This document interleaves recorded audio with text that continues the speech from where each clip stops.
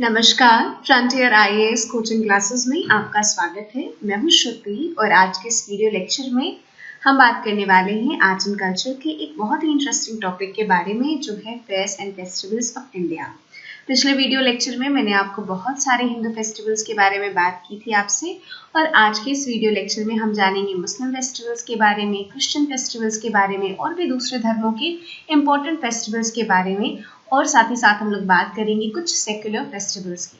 तो आइए बिना समय बर्बाद किए हम लोग शुरुआत करते हैं और आज का वीडियो लेक्चर स्टार्ट करते हैं मुस्लिम फेस्टिवल से। हम लोग सभी जानते हैं कि मुस्लिम का जो सबसे इम्पोर्टेंट पर्व है, सबसे इम्पोर्टेंट त्योहार है, वो है ईद उल फितर। और ये कब मनाया जाता है? तो ये रमज़ान का जो पवित्र माह है, उसके आखिरी दिन इस फेस्टिवल को मनाया जाता है। और रमज़ान का ये जो माह है वो 9वां महीना है according to Islamic calendar. Ramzan के महीने में लोग क्या करते हैं, तो वो पूरे दिन फास्टिंग रखते हैं, यानी सूर्योदय से लेकर के सूर्यास्त तक उनका व्रत होता है। ठीक है, वो पानी तक नहीं पीते।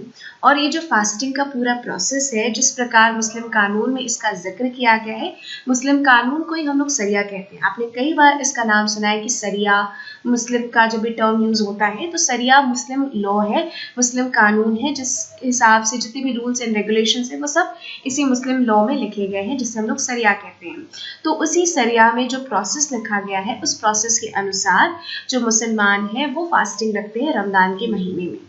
और कब ईद उल फितर मनाएंगे लोग, इस बात का डिसीजन जो है वो शव्वाल का जो महीना है उसकी प्रथम तारीख को लिया जाता है, यानी कि जो मंथ ऑफ शव्वाल है उसके प्रथम दिन, फर्स्ट डे, ये डिसाइड होता है कि आखिर ईद का जो पर्व है वो किस दिन मनाया जाएगा।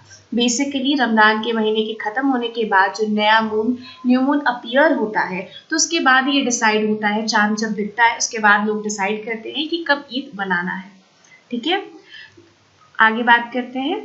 तो मुस्लिम परंपराओं के हिसाब से ऐसा माना जाता है कि रमज़ान का ये जो पवित्र महीना है, उसी के आखिरी दिनों में किसी एक रात को जो होली कुरान है, यानी कि पवित्र कुरान जो कि धार्मिक ग्रंथ है मुस्लिमों का, वो रिवील हुआ था, उसके बारे में लोगों को पता चला था। और यूजुअली ऐसा माना जाता है कि रमज़ान महीने की 27वीं तारीख को जो होली कुरान है वो सबके सामने आया था, रिवील हुआ था। ये भी माना जाता है कि इसी महीने जो पैगंबर मोहम्मद है, उन्हें विजय प्राप्त हुई थी बद्र के युद्ध में, और इसके बाद जो परिणाम स्वरूप मक्का जो शहर है उस पर उन्हें जीत हासिल हुई थी। ठीक है, इसके अलावा जो प्रोफेट के एक बहुत ही करीबी अनुयायी थे जिनका नाम था अबू तलीब, तो उनकी शहादत भी रमज़ान की 21वीं तारीख को ही हुई थी। ठीक है, तो ये सारी कुछ ऐसी चीज़ें हैं जो कि ईद उल फितर से जुड़ी हुई हैं। ईद उल फितर के बाद हम लोग बात करते हैं दूसरे बहुत ही महत्वपूर्ण मुस्लिम त्योहार की, जो है ईद उल जुहा, जिसे हम लोग ईद उल जुहा भी कहते हैं और ईद उल अजहा भी कहते हैं। इसके अलावा हम इसे बकरीद भी कहते हैं। ये एक ऐसा ईद है जिसमें कि बकरे की बलि दी जाती है या फिर उसकी कुर्बानी दी जाती है। अब इसे कब मनाया जाता है? तो इस्लामिक कैलेंडर के हिसाब से जो 10वां महीना है, उस महीने को कहते हैं दुल हिजा। इस महीने की 10वीं तारीख को हर साल ईद उल जुहा अर्थात बकरीद, इसे सेलिब्रेट करते हैं मुस्लिम। और ये क्यों सेलिब्रेट किया जाता है? इसको क्यों सेलिब्रेट किया जाता है? क्योंकि ऐसा माना जाता है कि जो पैगंबर इब्राहिम थे, उन्होंने अपनी जो भक्ति दिखाई थी, अपनी जो डिवोशन दिखाई थी अल्लाह के प्रति, उसके सम्मान में इस पर्व को मनाया जाता है। हुआ ये था कि अल्लाह ने उनके डिवोशन को चेक करने के लिए उनसे कहा था कि वो अपने बेटे की कुर्बानी दे, अपनी बेटी की बलि दे, और इब्राहिम बिल्कुल भी कतराए नहीं थे, और वो अल्लाह के लिए अपने बेटे की कुर्बानी, अपने पुत्र के सिर को काटने के लिए तैयार हो गए थे। लेकिन खुदा रहमदिल थे और उन्होंने मना कर दिया कि नहीं, वो उनके बेटे की सैक्रिफाइस नहीं लेंगे, उसके बेटे का सर उनको नहीं चाहिए, बल्कि उसके बिहाफ में जो आपका बकरा है उसके सर की बलि दी गई थी। और तब से फिर ये रिवाज चालू हो गया। ठीक है, उसके बाद से हर साल ईद उल जुहा के दिन जो बकरे का सिर है उसकी कुर्बानी दी जाती है, और उससे फिर जो मीट बनता है उसके शरीर का, उसको प्रसाद के रूप में पूरे फैमिली मेंबर्स खाते हैं, जो पड़ोसियों को दिया जाता है, और उसके साथ साथ जो आपके गरीब होते हैं उसमें भी ये बांटा जाता है। इसके अलावा आप देखोगे कि जो ईद है वो मतलब हम लोग जानते हैं ना कि मुस्लिम लोगों में ये होता है कि उन्हें मक्का की तीर्थ यात्रा करनी होती है, वो उनका पवित्र स्थल है। तो यहीं से बकरीद के बाद से जो लोग मक्का की तीर्थ यात्रा करना चाहते हैं वो तीर्थ यात्रा करना शुरू कर देते हैं, जिसे हम लोग हज के नाम से जानते हैं कि बकरीद के बाद लोग हज पर जाने लगते हैं। तो ये हम लोगों ने बात कर दी ईद उल अजहा की यानी कि बकरीद की। इसके बाद हम लोग बात करते हैं एक दूसरे मुस्लिम त्योहार की जिसका नाम है मिलाद उन नबी। ये जो फेस्टिवल है इसे हम लोग 12 वफद के नाम से भी जानते हैं। 12 वफद कहे या फिर मिलाद उन नबी कहे, दोनों का मतलब एक ही है। और ये बर्थ एनिवर्सरी है प्रॉफिट मोहम्मद की, यानी कि पैगंबर मोहम्मद की जो जन्म तिथि है वो मिलाद उन नबी के दिन ही इनका जन्म हुआ था, और इसी बर्थ एनिवर्सरी को हम लोग इस त्योहार के नाम से सेलिब्रेट करते हैं। और कुरान के हिसाब से पैगंबर का जन्म कब हुआ था, तो जो रबी उल अव्वाल जो कि तीसरा महीना है मुस्लिम कैलेंडर के अनुसार, उसकी 12 तारीख को प्रॉफिट मोहम्मद का जन्म हुआ था। और उनके जो जन्मदिन का जो तारीख है, उनके जन्म दिवस को ही मिलाद उल नबी या फिर मौलीद उल नबी के नाम से सेलिब्रेट किया जाता है। और ऐसा माना जाता है कि यही वो दिन है जिस दिन पैगंबर जो है वो इस धरती से विदा लिए थे, यानी उनका वर्षगांठ या उनके जन्म का भी दिन मिलाद उन नबी, उसी दिन उनका जन्म भी हुआ था और उसी दिन उनकी मृत्यु भी हुई थी। इसीलिए बहुत ज़्यादा उत्सव आप नहीं देखते हो, क्योंकि उनके जन्म का दिन और उनकी मृत्यु का दिन एक ही है। इसीलिए आप देखोगे कि इस दिन बहुत ज़्यादा सेलिब्रेशन नहीं होता है, बहुत ही सादगी के साथ इस त्योहार को मनाया जाता है। ठीक है, आप देखोगे कि ये जो दिन है इसे नेशनल हॉलिडे डिक्लेयर किया गया है, और जो लोग होते हैं वो मस्जिदों में इकट्ठा होते हैं और जो पवित्र कुरान है उसे पढ़ा जाता है। कुछ आपकी स्पेशल गैदरिंग भी होती है जहाँ पर जो धार्मिक विद्वान होते हैं वो कसीदा अल बुर्दा शरीफ, जो कि एक बहुत ही पवित्र कविता है जिसे कि अरेबिक सूफी बसीरी के द्वारा लिखी गई थी 13वीं सेंचुरी में, लोग उसका पाठ करते हैं। इसके अलावा नट भी गाते हैं। नट क्या है, तो ये एक ट्रेडिशनल पोएम है, यानी कि परंपरागत कविता है। किसके सम्मान में, तो इसे लिखा गया है पैगंबर के सम्मान में, और जितने भी उनके अच्छे कार्य हैं इसका वर्णन आपको इन कविताओं में देखने को मिलेगा। तो इस कविता को भी गाया जाता है कुछ स्पेशल गैदरिंग में रिलीजियस स्कॉलर के द्वारा। अब इस फेस्टिवल को 12 वफद क्यों कहते हैं, तो 12 का मतलब होता है 12, वफद का मतलब होता है डेथ।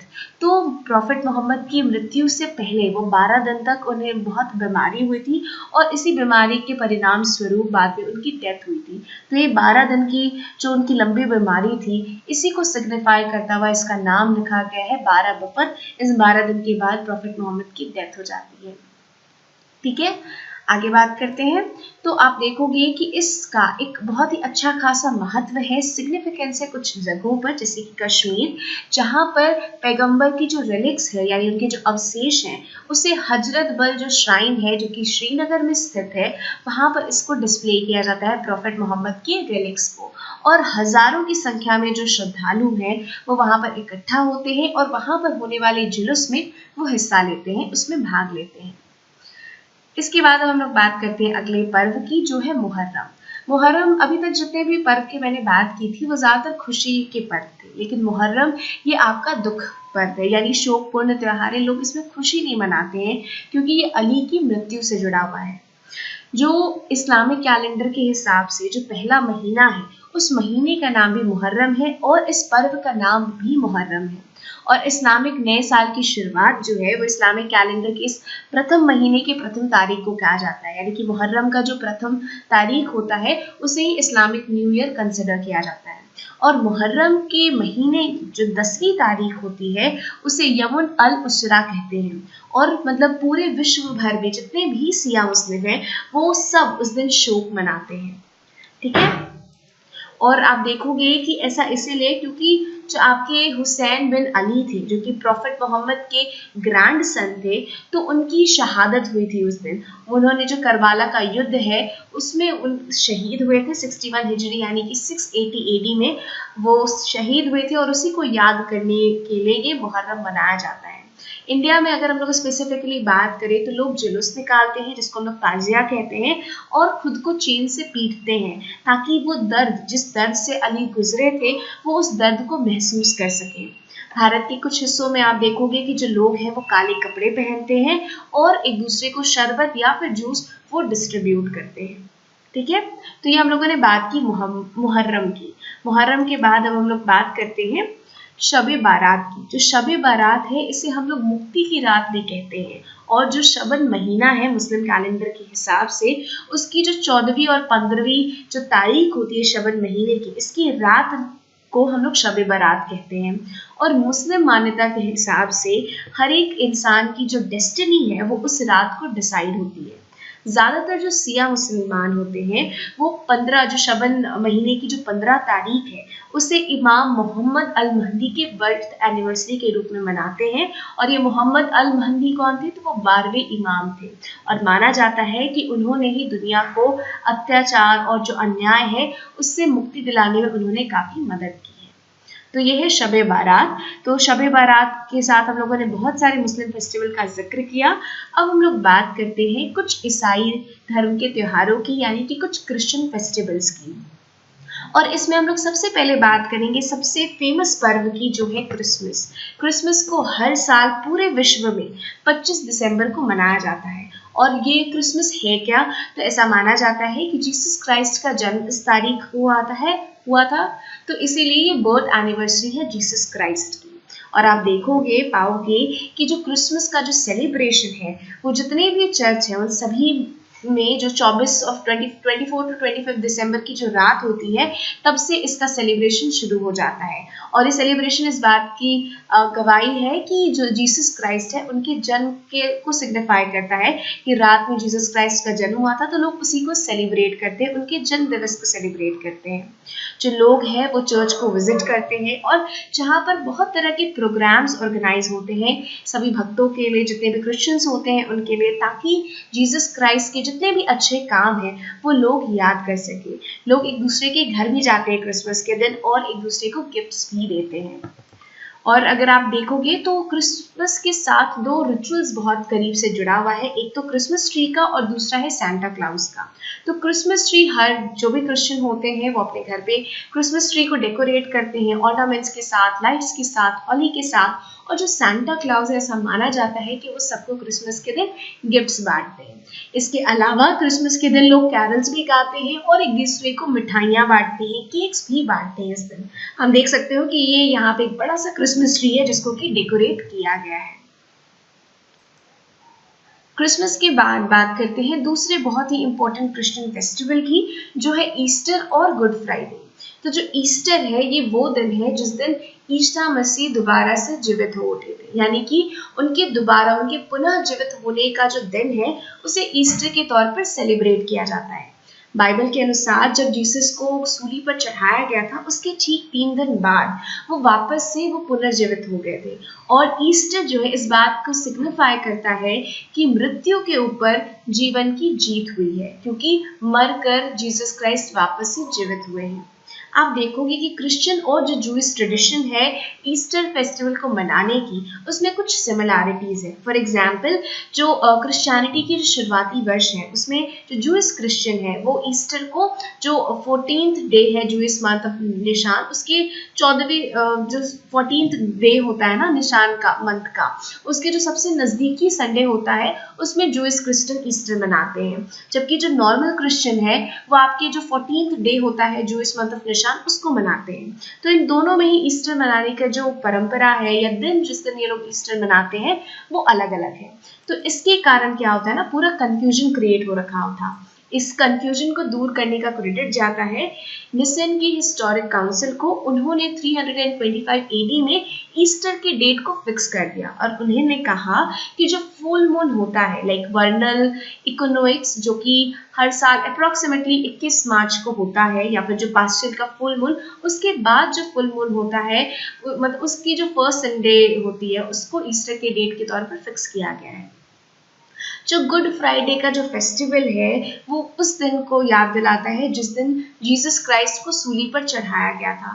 और अप्रैल के महीने में हर साल गुड फ्राइडे आता है, और यूं तो जीसस क्राइस्ट की डेथ हुई थी इस दिन, तो इसलिए लोगों को शोक मनाना चाहिए, लेकिन फिर भी ऐसा माना जाता है कि जीसस की डेथ जरूरी थी, क्योंकि अगर वो डेथ नहीं होती उनकी तो वापस से वो पुनर्जीवित नहीं होते, और इसीलिए इसे एक अच्छे साइन के तौर पर माना जाता है, इसीलिए इसे गुड फ्राइडे कहा जाता है। और जीसस ये दिखाता है कि जीसस किस प्रकार वो मैनकाइंड को समर्पित थे और किस प्रकार वो मनुष्यों के प्रति वो बहुत ज़्यादा उनका प्यार था, उनका लगाव था। और आप देखोगे कि जितने भी चर्चेस हैं पूरे देश भर में, वहाँ पर बहुत सारे लोग इकट्ठा होते हैं और इस फेस्टिवल को मनाते हैं। ठीक है, तो ये हम लोगों ने बात की ईस्टर और गुड फ्राइडे की।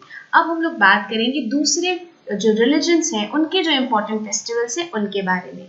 और इस क्रम में हम लोग सबसे पहले बात करेंगे गुरु पर्व की। तो ये जो गुरु पर्व है ये सेलिब्रेट किया जाता है सिख समुदाय के लोगों के द्वारा। पूरे विश्व में जहाँ कहीं पे भी सिख समुदाय के लोग रहते हैं, वो जितने भी जो 10 सिख गुरु हुए हैं उनके बर्थ एनिवर्सरी को वो सेलिब्रेट करते हैं और उन्हीं की बर्थ एनिवर्सरी को हम लोग गुरु पर्व के नाम से जानते हैं। और यूँ तो 10 गुरु बहुत महत्वपूर्ण है, लेकिन उनमें भी जो 2 सबसे महत्वपूर्ण गुरु हैं वो है गुरु नानक, जो कि पहले गुरु हैं जिन्होंने सिखिज्म की शुरुआत की थी, और दूसरे हैं गुरु गोविंद सिंह। गुरु गोविंद सिंह 10वें सिख गुरु हैं। इन दोनों को सबसे महत्वपूर्ण माना जाता है।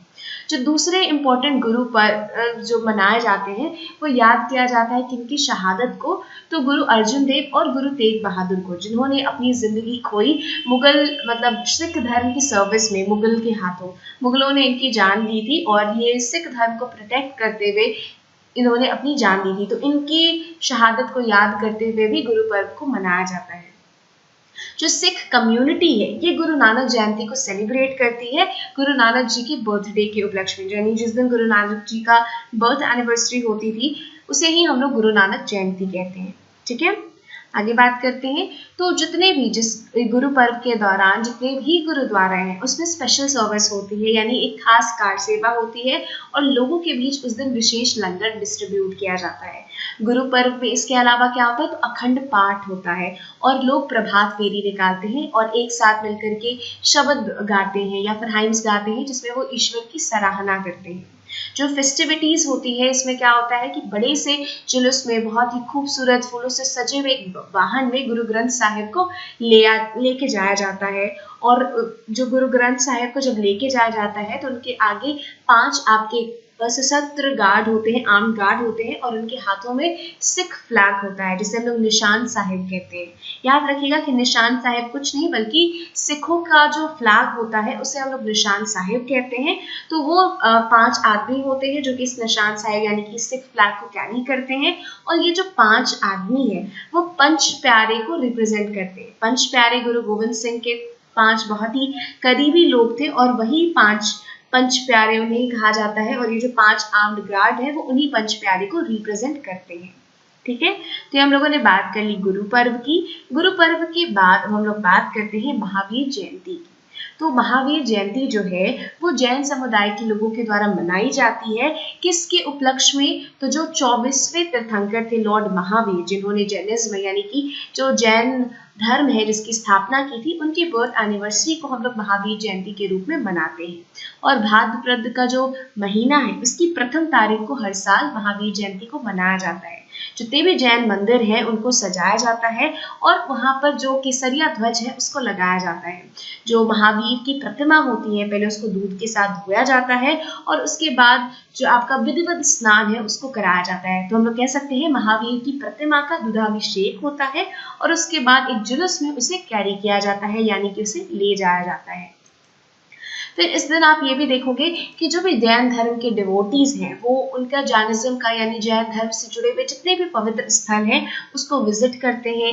अपने जो धार्मिक गुरु हैं उनको याद करते हैं, अपने पूर्व के जितने भी तीर्थंकर हैं उनको याद करते हैं। ये जो फेस्टिवल है इसका बहुत ही ज़्यादा रेलिवेंस आपको देखने को मिलता है उन सब जगहों पर जहाँ पर जैन श्राइन्स है यानी कि जैन मंदिर है, जैसे कि कोलकाता में जो पारसनाथ का मंदिर है, उत्तर प्रदेश में जो हस्तिनापुर का मंदिर है, बिहार में जो पावापुरी जगह है, इन सब जगह महावीर जयंती को बहुत ही विशेष तरीके से मनाया जाता है।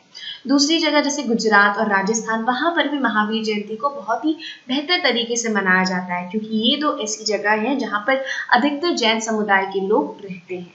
महावीर जयंती के बारे में बात करने के बाद आइए बात करते हैं जैन समुदाय के लोगों के एक दूसरे पर्व की जिसका नाम है पर्युषणा। तो पर्युषणा क्या है, तो ये एक एनुअल फेस्टिवल है जैन समुदाय के लोगों का, यानी हर साल वो इस पर्व को मनाते हैं। और इस पर्व को हर साल कब मनाया जाता है? तो इस पर्व को सावन के महीने में मनाया जाता है और सावन का महीना अगस्त सितंबर के बीच में होता है और कुल मिला के 8 दिनों तक इसे मनाते हैं श्वेतांबर सेक्ट के लोग। हम लोग जानते हैं कि जैन समुदाय में 2 सेक्ट होते हैं, एक को कहते हैं श्वेतांबर और दूसरे को कहते हैं दिगंबर। तो श्वेतांबर सेक्ट के जो लोग हैं वो इसे 8 दिनों तक मनाते हैं, जबकि जो दिगंबर समुदाय के लोग हैं वो इस फेस्टिवल को 10 दिनों तक मनाते हैं। जो ये फेस्टिवल है वो मार्क करता है कि हम लोग जानते हैं बहुत सारे ऐसे जैन मॉन्क्स हैं जो कि एक जगह से दूसरी जगह घूमते रहते हैं, ठीक है। तो वो जो जैन मॉन्क्स हैं वो कई बार आपके जो फॉरेस्ट होते हैं, केव्स होते हैं, तो उसमें रहते हैं। लेकिन चूंकि अब मूसलाधार बारिश का समय आ गया है तो ये एक इंडिकेट करता है कि अब वो जो नोमैडिक जैन मॉन्क्स हैं वो एक जगह से दूसरी जगह जाएंगे। तो ये फेस्टिवल उसको भी, उस मूवमेंट को भी मार्क करता है, उस मूवमेंट का भी संकेत देता है। अब इसमें क्या किया जाता है इस पर्व के दौरान? तो इस फेस्टिविटीज में आप देखोगे कि बहुत सारे रिचुअल परफॉर्म किए जाते हैं और इस रिचुअल में शामिल है कि लोग मंदिर जाते हैं, मंदिर या फिर कह सकते हैं उसको उपाश्रय, वहां जाते हैं, जो कल्प सूत्र के जो प्रवचन है उसको सुनते हैं और बहुत सारे जो डिवोटी हैं, बहुत सारे भक्त जो हैं वो प्रतिक्रमण की जो क्रिया है यानी जो मेडिटेशन की ध्यान क्रिया है उसको भी परफॉर्म करते हैं। तो ये है प्रत्युष्णा। प्रत्युष्णा के बाद हम लोग बात करेंगे किसकी? तो हम लोग बात करेंगे बुद्ध पूर्णिमा की। तो ये बुद्ध पूर्णिमा कहे या फिर बुद्ध जयंती कहे, तो ये एक ऐसा पर्व है जो कि बौद्ध धर्म के लोगों के द्वारा मनाया जाता है और इसे सेलिब्रेट किया जाता है क्योंकि ये बर्थ एनिवर्सरी है लॉर्ड बुद्धा की। इसे हर साल अप्रैल या फिर मई के महीने में मनाया जाता है और सबसे ज्यादा, सबसे धूमधाम से इसे सेलिब्रेट किया जाता है नॉर्थ ईस्टर्न पार्ट में। इंडिया का बहुत सारा हिस्सा है तो जो नॉर्थ ईस्टर्न पार्ट है वहां पर बुद्ध पूर्णिमा को बहुत ही प्रोमिनेंटली सेलिब्रेट किया जाता है। सिक्किम में इसे सागा दावा यानी कि सागा दासा के नाम से भी जाना जाता है, जबकि थेरावादा ट्रेडिशन के अनुसार इसे विशाख पूजा कहा जाता है। नॉर्दर्न इंडिया की अगर हम लोग बात करें तो जो मुख्य रूप से बुद्ध पूर्णिमा सेलिब्रेट होता है तो बिहार के बोधगया में और उत्तर प्रदेश की सारनाथ, ये 2 ऐसे जगह है नॉर्थ इंडिया में जहां पर बुद्ध पूर्णिमा को काफी धूमधाम से सेलिब्रेट किया जाता है। फिर आप देखोगे कि इस सेलिब्रेशन में बहुत सारे रिचुअलिस्टिक प्रेयर जो है वो इंक्लूड होते हैं, ठीक है। जैसे इसमें लोग क्या करते हैं तो वो गौतम बुद्ध से जुड़े हुए, उनके जीवन से जुड़े हुए जो भी सरमन्स होते हैं उसको सुनते हैं। फिर इस दिन भगवान बुद्ध के जो भी इमेज है उसको की पूजा की जाती है और जो बुद्धिस्ट स्क्रिप्चर्स में जो भी चीजें लिखी गई है उसको चांट किया जाता है, बोधि ट्री को पूजा जाता है, लोग मेडिटेशन परफॉर्म करते हैं, ठीक है। ये सारी चीजें लोग करते हैं। इसके अलावा आप देखोगे कि जो अलग अलग संप्रदाय के लोग हैं वो अलग अलग रूल्स को फॉलो करते हैं। जैसे जो महायान बुद्धिस्ट होते हैं वो बड़ा सा जुलूस निकालते हैं जिसमें ज्ञानीज और रबदंस होते हैं और वो कंग्युआर के जो टेक्स्ट होते हैं उसको पढ़ते हैं, जबकि जो थेरावादा बुद्धिस्ट होते हैं वो सिर्फ और सिर्फ जो सेरेमोनियल प्रेयर्स होते हैं जो कि भगवान बुद्ध की प्रतिमा के सामने किए जाते हैं सिर्फ उस पर कॉन्सेंट्रेट करते हैं। कुल मिलाकर अलग अलग सेक्ट को चीजों को करने का जो तरीका है वो आपका अलग अलग होता है। अब हम लोग बात करते हैं पारसी के पर्व की जिसका नाम है जमशेदी नवरोज। ये जो फेस्टिवल है नवरोज का, ये पारसी समुदाय के लोगों के द्वारा सेलिब्रेट किया जाता है और ये न्यू ईयर का फेस्टिवल है, ठीक है। और ये हर साल जो शहनशाही कैलेंडर होता है, ठीक है, जो शहनशाही कैलेंडर होता है उसके अनुसार जो पहला महीना होता है उसको हम लोग कहते हैं माह फरवरदीन और उसकी जो पहली तारीख होती है उसको हम लोग कहते हैं रोज हरमुज। तो ये जो पहली तारीख होती है महाफरवदीन की उसे हम लोग कहते हैं रोज हरमुजूद और इसी दिन जो जमशेदी नवरोज है उसे मनाया जाता है। अब इसे कंसिडर किया जाता है कि पूरे विश्व में जो उषा काल है उसका प्रतीक है क्योंकि इसी समय से जो विंटर सीजन है वो समाप्त होता है और नए साल की शुरुआत होती है। जो पारसी लोग होते हैं वो रिस्पेक्ट देते हैं, वो इज्जत करते हैं खुर्शीद और मेहरजाद की, और ये तो कौन है? तो ये डिवाइन बीइंग्स है और ऐसा माना जाता है कि भगवान सूर्य के मतलब अग्रदूत इन्हें माना जाता है। और इस दिन लोग क्या करते हैं तो एक दूसरे के घर जाते हैं और इसी के साथ साथ लोग जो फायर टेम्पल है वहां पर भी जाते हैं, उसकी भी पूजा करते हैं। तो जमशेदी नवरोज एक बहुत ही इम्पोर्टेंट फेस्टिवल है पारसी कम्युनिटी का। इसके अलावा जो दूसरे बहुत ही इंपॉर्टेंट फेस्टिवल्स हैं उसमें शामिल है जरस्तोनो दीसी। ठीक है। तो ये जो पर्व है ये कब मनाया जाता है?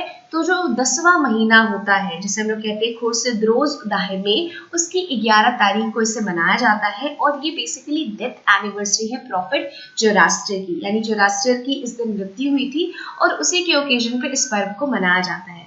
जोरास्ट्रियन क्या करते हैं, इस दिन फायर टेम्पल जाते हैं और प्रेयर करते हैं, और इसके साथ साथ जो प्रॉफिट है उनके जीवन में उन्होंने जो भी कुछ काम किए, उनका जीवन किस तरह से चला, इन सब चीज़ों को सुनते हैं। जो दूसरा इंपॉर्टेंट फेस्टिवल है वो है आपका कुर्बत साल, और इसे कब मनाया जाता है? तो जो फरवरदीन महीना है, जो यूजुअली अगस्त सितंबर में होता है, तो उसकी 6वीं तारीख को इसे मनाया जाता है। और ये प्रॉफिट की बर्थ एनिवर्सरी, यानी इस दिन इनका जन्म हुआ था। जोरास्ट्रियन क्या करते हैं, तो वो इस दिन प्रेयर करते हैं और भोजन का बड़ा सा भोज जो है ना उसका आयोजन करते हैं। तीसरा है आपका पटेटी। ये जो पारसी कैलेंडर में जो गाथा डे होता है उसका आखिरी दिन होता है ये, और इस दिन पूरे साल भर पारसी लोगों ने जो भी कुछ गलत काम किए, जो भी पाप किए हैं, उसके लिए वो प्रायश्चित करते हैं। पारसी इस दिन प्रेयर करते हैं और गरीबों को भिक्षा देते हैं, साथ ही साथ अपने घर में बड़े से भोज का आयोजन करते हैं। तो ये हम लोगों ने बात कर ली पारसी लोगों के त्योहार की। अब हम लोग बात करते हैं कुछ इंपॉर्टेंट सेक्युलर फेस्टिवल की, कुछ ऐसे त्योहारों की जो किसी एक धर्म विशेष से जुड़ा हुआ नहीं है, बल्कि एक पूरे नेशन में या फिर जो अलग अलग इंपॉर्टेंट रीजंस है वहां पर सेलिब्रेट किया जाता है। और नो मैटर लोग कौन से कम्युनिटी, कौन से रिलीजन से बिलोंग करते हैं, सब इसे बहुत खुशीपूर्वक मनाते हैं। इस क्रम में हम लोग सबसे पहले बात करेंगे गणगौर त्योहार की। ये जो फेस्टिवल है बहुत सारे स्प्रिंग फेस्टिवल्स में से एक है, और ये एक बहुत ही प्यारा फेस्टिवल है और इसे देश भर में सेलिब्रेट किया जाता है। जो खास तौर पर सबसे ज्यादा जो इसे मनाया जाता है तो ये राजस्थान में मनाया जाता है। और इसका जो रूट है, यानी कब से इस गणगौर त्योहार को मनाया जाने लगा, तो जो मेडिवल टाइम में जो राजपूत का जो समय था, तब से ऐसा माना जाता है कि इस पर्व को मनाया जाने लगा। और बेसिकली इसमें जो देवी पार्वती है, गौरी माँ है, उनकी पूजा की जाती है। और नो मैटर कि कौन सी कम्युनिटी है, आप हिंदू हो, आप मुस्लिम हो, कोई भी कम्युनिटी से हो, इर्रेस्पेक्टिव ऑफ द रिलीजन, पूरी कम्युनिटी इसको सेलिब्रेट करती है। और इस दिन जो मेन और वुमेन होते हैं वो एक दूसरे को अपना लाइफ पार्टनर सेलेक्ट करते हैं, और बहुत बार जो मेन वुमेन होते हैं वो भागकर एक दूसरे से शादी करते हैं। आप सोच सकते हो कि भागकर शादी करना ये एक बहुत ही अनयूजुअल सी परंपरा है, लेकिन फिर भी जो समुदाय के वरिष्ठ लोग होते हैं उनको इस परंपरा की उन्होंने सहमति दी है कि भाग करके शादी कर सकते हैं। तो ये हम लोगों ने बात की गणगौर पर्व के बारे में। गणगौर फेस्टिवल के बाद अब हम लोग बात करते हैं किसकी, तो हम लोग बात करते हैं खजुराहो डांस फेस्टिवल की। तो ये जो डांस फेस्टिवल है, इसकी शुरुआत की गई थी भारत सरकार और मध्य प्रदेश कला परिषद, इन दोनों ने आपस में कोलैबोरेट करके इस फेस्टिवल की शुरुआत की थी 1975 में।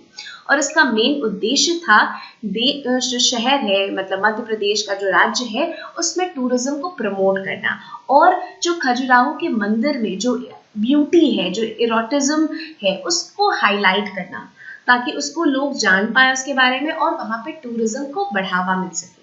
और ये जो फेस्टिवल है वो इटर्नल ग्लोरी की जो स्पिरिट है, और डांस का जो परसिवरेंस है, और जो आर्किटेक्चरल मॉन्यूमेंट जो हमारे कल्चरल हेरिटेज को रिप्रेजेंट करते हैं, उसकी स्पिरिट को रिफ्लेक्ट करना इस खजुराहो डांस फेस्टिवल का मोटिव है।